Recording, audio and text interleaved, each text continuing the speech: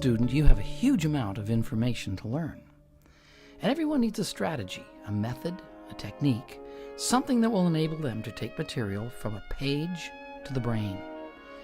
If you do not have such a strategy, you're up against a brick wall. It's like you're handicapped to a degree.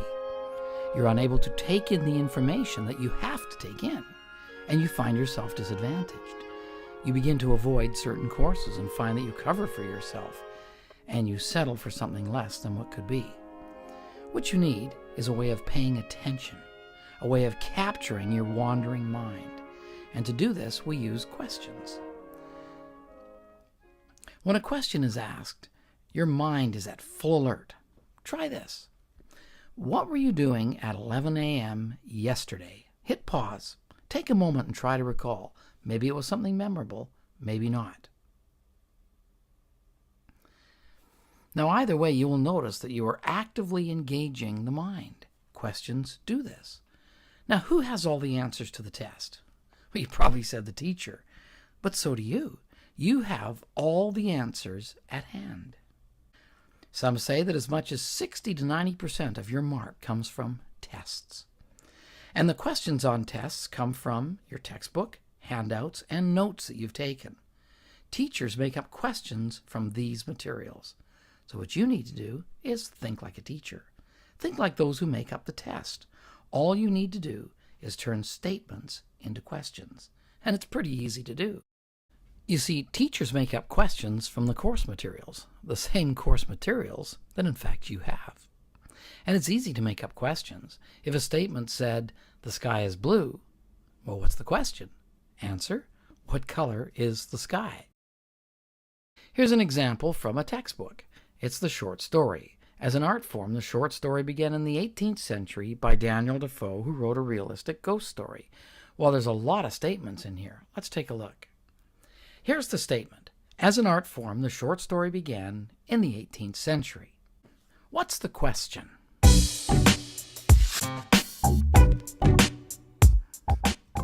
Answer, when SS art form, SS short story began?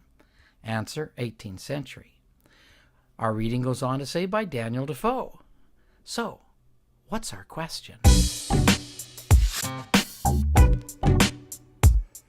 The answer, who began SS art form? Answer, Daniel Defoe. It goes on to say, who wrote a realistic ghost story? So, what's our question? And the answer is, what did Daniel Defoe do? And the answer to that question would be, wrote a realistic ghost story. Now you can do this. You gather together all of your course materials, and then you mine those materials for important statements and turn them into question-answer pairs. You select important information, line by line. You then create question-answer pairs that can then be encoded on the brain. When you see a question on a test, it's already connected to an answer in the brain. Later in the course, I'll show you how to make that connection so strong that when you see the question, it immediately prompts the answer. But first, we need to learn to manage questions. How do we do this? Here's the first method. We've gathered all of our course materials and mined them for questions. And we've created question-answer pairs. So what is the best way to manage this? How do we best encode this on the brain? The answer is, we use cue cards. Cue cards, question cards, commonly called flashcards. Here's how it works. We have the cards, and on the front of the cards we have a question, a single question. On the back of the cards we have the answer. Now this is very important. One question per card. I've seen students write lots of information on a card. That's not what you want. You want a question, because a question makes your mind work. You have to think, what's the answer?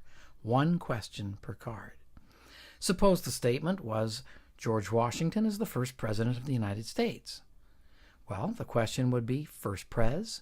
Notice the shorthand. It's not even a complete sentence, I suppose. And on the back of the card you have the answer, George Washington.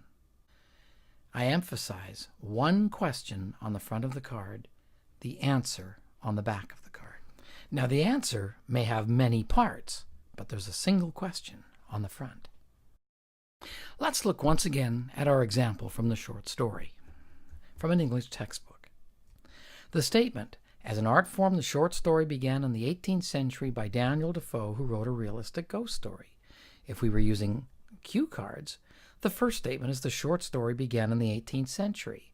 On the front of a card, we write, when did SS art form begin? On the back of that card, we write 18th century. The next statement is by Daniel Defoe. So our question becomes, who began SS as art form? And on the back of that very card, we have Daniel Defoe. The next statement is, who wrote a realistic ghost story? Any one of these could be questions on an exam. Our question on the card is, what did Daniel Defoe do? And the answer on the back, wrote a realistic ghost story. Now, sometimes you look at the amount of material you have to learn, and it really is overwhelming. But if you use these cue cards, you will find that they slow you right down, and you're able to pay attention to the detail. There's no rushing. You have everything in bite-sized chunks. It's very manageable. You can do it, and you are not overwhelmed anymore. So from now on, you will have a strategy. You will know exactly what you need to do. But doesn't that mean I'll have lots and lots of cards? Yes, of course it does. But it also means that you have every answer on the test. When you see a test question, you will find the answer already connected to it in the brain, and we'll be showing you how later in this course. Now, here's what else you can put on cards. You can put vocabulary words. The word on the front of the card, its meaning on the back. You can put pictures. Because of computers, you can print them out, cut them out, and tape them on a card. Suppose you wanted to learn flags of countries. You could tape the flags on the front, then the country on the back. You could put any kind of a formula on cards. Here are some quick snappers. 6 useful tips for flashcards. First of all, when do I make the cards? And the answer is during your study time. You sit quiet during your time, you have your material open, and in that time, during your study time, you make your cards. How do I learn the cards? And the answer, 5 at a time. You've made them up, spend time learning the 5. And then do 5 more, shuffle them all together, and you have 10. Then do 5 more. When you know those 5, shuffle them into the other 10, you now have 15, and so forth. The big secret, review during times of waiting. You're waiting for a friend. You're waiting in a doctor's office. You're waiting for supper. You're waiting in line. During these times that are usually just wasted, you take out your cards and you begin to review. Where do you store the cards? And the answer is in sandwich bags. You take the sandwich bags and you label them. You take the cards and you put the cards in bags. Here's chapter 1 of history. Here's chapter 3 of my math book. Here's a great tip. Go for a walk with your cards. When you're walking, the blood is flowing through your body. You are alert. It is probably one of the best times to review and go over your cards. Now, when you know a card well, take it out of the pile and set aside so that you concentrate on the cards you don't know well. Let's review. Gather all the materials you need. Take those materials, start at the beginning, and start to find question-answer pairs. Read each paragraph. Mine the material to find those important statements. What could be on a test? Create that question-answer pair from the information, and then put them on cue cards. On the front of the card, you have the question. On the back of the card, you have the answer. A single question on the front, the answer on the back that may have several parts. Very good to read the question and answer aloud. When you read the question aloud, you can actually hear it. You hear then the right answer being read too. Do this for each chapter.